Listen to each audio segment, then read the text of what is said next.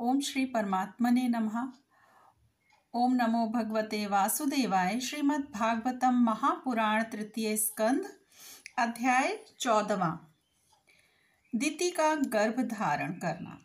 श्री सुखदेव जी कहते हैं कि राजन, प्रयोजनवश सूकर बने श्री हरि की कथा को मैत्रेय जी के मुख से सुनकर भी भक्ति व्रतधारी विदुर जी को पूर्णतया तृप्ति न हुई, अतः उन्होंने हाथ जोड़कर फिर पूछा। विदुर जी ने कहा कि मुनिवर, हमने यह बात आपके मुख से अभी सुनी है कि आदि दैत्य हिरण्याक्ष को भगवान यज्ञ मूर्ति ने ही मारा था।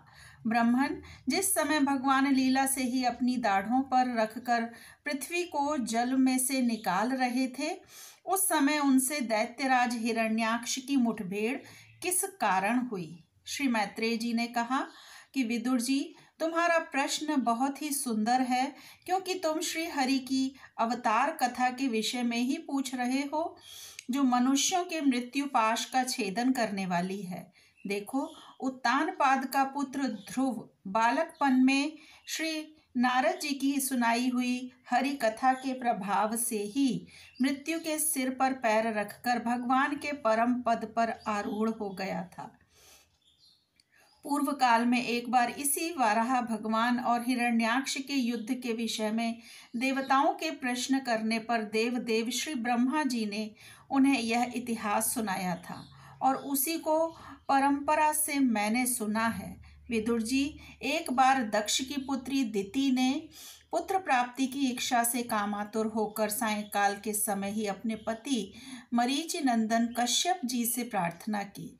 उस समय कश्यप जी खीर की आहुतियों द्वारा अग्नि जी भगवान यज्ञपति की आराधना कर सूर्यास्त का समय जान अग्निशाला में ध्यानस्थ होकर बैठे थे।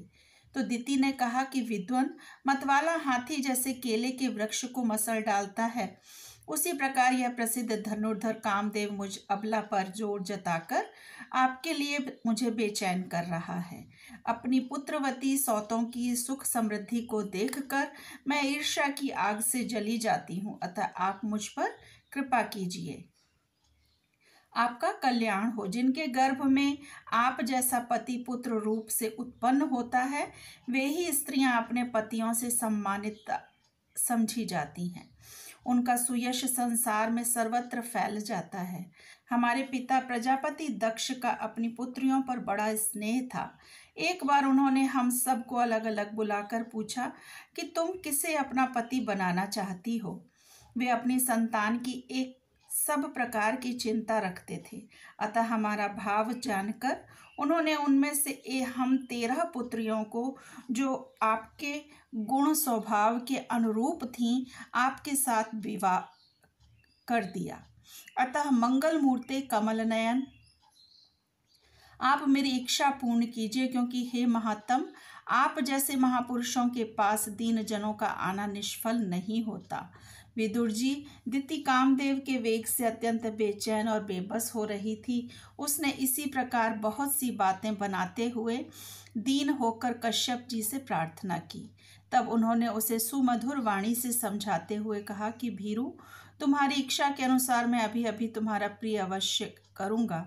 भला जिसके द्वारा अर्थ, धर्म और काम तीनों की सिद्धि होती है, अपनी ऐसी पत्नी की कामना कौन पूर्ण नहीं करेगा? जिस प्रकार जहाज पर चढ़कर मनुष्य महासागर को पार कर लेता है, उसी प्रकार गृहस्थाश्रमी दूसरे आश्रमों को आश्रय देता हुआ अपने आश्रम द्वारा स्वयं भी दुख समुद्र के पार हो जाता है। मानिनी, स्त्री को तो त्रिविध पुरुषार्थ की कामना वाले पुरुष का आधा अंग कहा गया है। उस पर अपनी गृहस्थी का भार डालकर पुरुष निश्चिंत होकर विचरता है। इंद्रिय रूप शत्रु अन्य आश्रम वालों के लिए अत्यंत दुर्जय हैं, किंतु जिस प्रकार किले का स्वामी सुगमता से ही लूटने वाले शत्रुओं को अपने अधीन कर लेता है, उसी प्रकार हम अपनी विवाहिता पत्नी का आश्रय लेकर इन इंद्रिय रूप शत्रुओं को सहज में ही जीत लेते हैं। ग्रहेश्वरी, तुम जैसी भार्या के उपकारों का बदला तो हम अथवा और कोई भी गुणग्राही पुरुष अपनी सारी उम्र में अथवा जन्मांतर में भी पूर्ण रूप से नहीं चुका सकते, तो भी तुम्हारी इस संतान प्राप्ति की इच्छा को मैं यथाशक्ति अवश्य पूर्ण करूंगा। परंतु अभी तुम एक मुहूर्त ठहरो, जिससे लोग मेरी निंदा ना करें। यह अत्यंत घोर समय राक्षस आदि घोर जीवों का है और देखने में भी बड़ा भयानक है। इसमें भगवान भूतनाथ के गण भूत प्रेत घूमा करते हैं। साध्वी, इस संध्या काल में भूत भावन भूतपति भगवान शंकर अपने गण भूत प्रेत आदि को साथ लिए बैल पर चढ़कर विचरा करते हैं, जिनका जटाजूट शमशान भूमि से उठे हुए बवंडर की धूलि से घूसरित होकर दैदीप्यमान हो रहा है, तथा जिनके स्वर्ण कांतिमय और शरीर में भस्म लगी हुई है। वे तुम्हारे देवर ससुर महादेव जी अपने सूर्य चंद्रमा और अग्नि रूप 3 नेत्रों से सभी को देखते रहते हैं। संसार में उनका कोई अपना या पराया नहीं है, ना कोई अधिक आदरणीय और ना निंदनीय है। हम लोग तो अनेक प्रकार के व्रतों का पालन करके उनकी माया को ही ग्रहण करना चाहते हैं, जिसे उन्होंने भोग कर लात मार दी है। विवेकी पुरुष अविद्या के आवरण को हटाने की इच्छा से उनके निर्मल चरित्र का गान किया करते हैं। उनसे बढ़कर तो क्या उनके समान भी कोई नहीं है, और उन तक केवल सत्पुरुषों की ही पहुंच है। यह सब होने पर भी वे स्वयं पिशाचों का सा आचरण करते हैं। यह नर शरीर कुत्तों का भोजन है। जो अविवेकी पुरुष आत्मा मानकर वस्त्र आभूषण माला और चंदन आदि से इसी को सजाते संवारते रहते हैं, वे अभागे ही आत्मा राम भगवान शंकर के आचरण को हंसते हैं।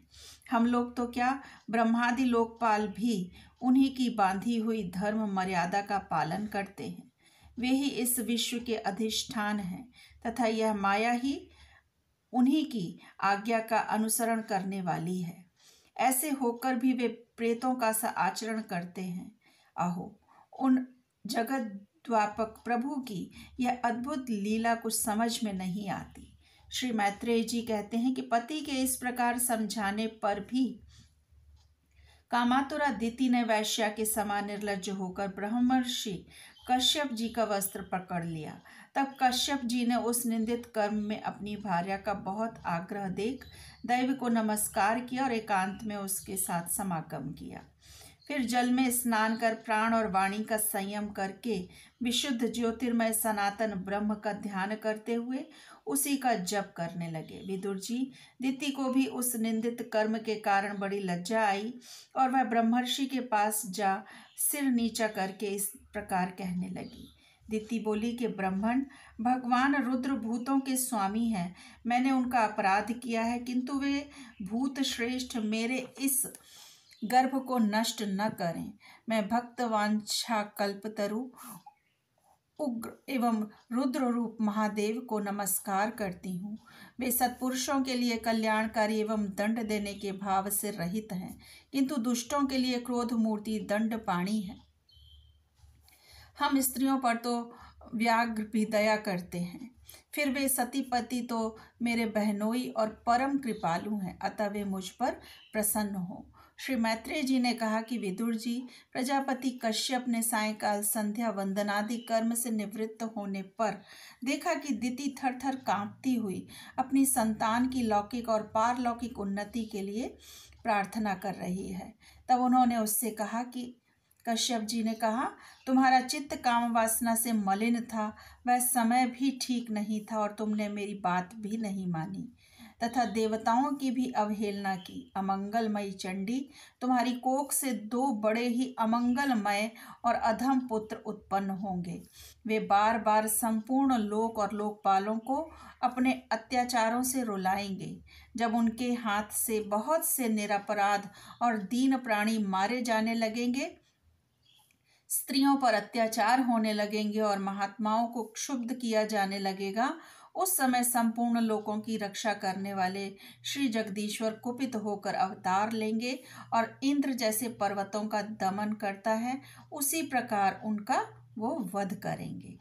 दिति ने कहा कि प्रभु, यही मैं भी चाहती हूँ कि यदि मेरे पुत्रों का वध हो तो वह साक्षात भगवान चक्रपाणि के हाथों से ही हो, कुपित ब्राह्मणों के शाप आदि से न हो। जो जीव ब्राह्मणों के श्राप से दग्ध अथवा प्राणियों को भय देने वाला होता है, वह किसी भी योनि में जाए, उस पर नारकी जीव भी दया नहीं करते। कश्यप जी ने कहा कि देवी, तुमने अपने किए पर शोक और पश्चाताप प्रकट किया है। तुम्हें शीघ्र ही उचित अनुचित का विचार भी हो गया तथा भगवान विष्णु, शिव और मेरे प्रति भी तुम्हारा बहुत आदर जान पड़ता है।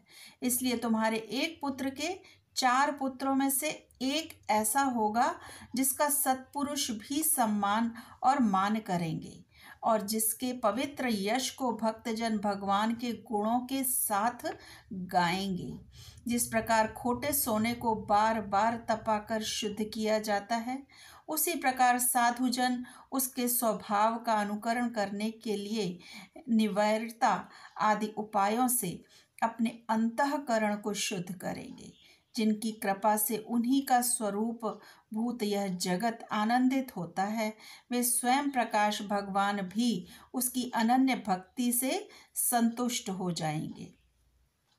दिति, वह बालक बड़ा ही भगवत भक्त, उदार हृदय, प्रभावशाली और महान पुरुषों का भी पूज्य होगा तथा प्रौढ़ भक्ति भाव से विशुद्ध और भावान्वित हुए अंतःकरण में श्री भगवान को स्थापित करके देहाभिमान को त्याग देगा।